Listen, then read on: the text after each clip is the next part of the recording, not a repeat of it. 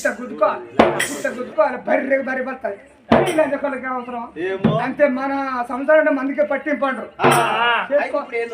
నువ్వు బావని పెళ్లి చేసుకోవాలి. నేను చేసుకోవాలంటే చేసుకో, బంద్ అంటే బందే. మరి నువ్వు ఎవరు చేసుకుంటావు? నేను ఎవరు చేసుకుంటా. ఇప్పుడు నీకు పెళ్లి చేద్దామంటే మన ఇంట్లో ఇత్తులు లేవు, చేతులు కొత్త లేవు, అవ్వని కూడా పోతున్నావు. ఇదే అంగీతం. ఇప్పుడు వాళ్ళకి అవ్వ నోట్లకి మాట వెళ్ళిందా?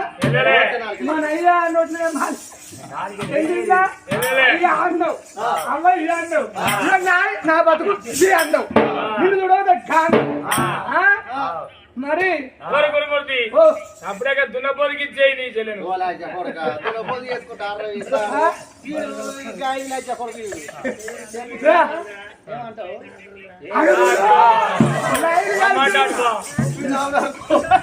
పోయి నాకు ఒక కేసు పెట్టి చెప్పు.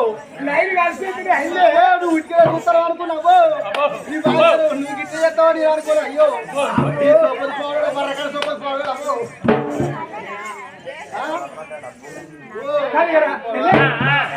బాగా పెళ్లి చేసుకోవాలి. నేను చేసుకోనరా, అసలు చేసుకోవాలి. అసలుకే చేసుకో.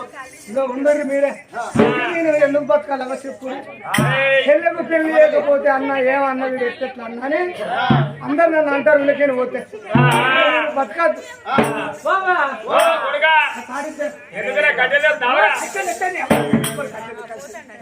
ఏమైనా నా బతుకుపోయి ఎందుకు ఈ తాడు పట్టుకొని పోతా. తాడు పట్టుకొని పోయి ఊరవతలు పోతా. ఊరవతలు మర్రి చెట్టు ఉన్నది కదా, ఆ మర్రి చెట్టుకు ఉరి పెట్టుకొని చచ్చిపోతా. కానీ ఈ భూమి మీద నేను బతకనే బతక. నువ్వు చచ్చిపోతావు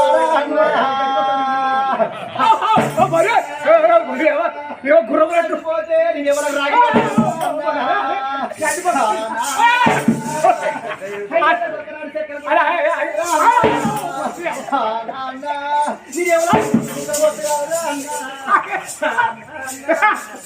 నువ్వు కది గుడికెత్తవారా ఇప్పుడు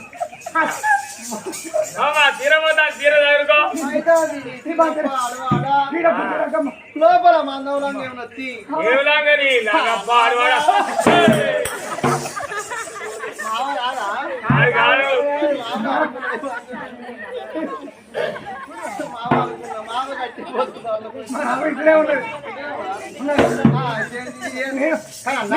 బతకనే బతక అక్కడన్నా బావని పేరు చేసుకోకపోతే నా బతుకు పాడడం ఏదో బతుకు నాదో బతుకు ఏదో వాంగిస్తాం నాదో వాంగిస్తాం. మరి ఎందుకని బతుకు పాడు కదా, బతుకు బతికే వాళ్ళు తప్పక సచ్చింది మీరు అన్నారు అన్నా.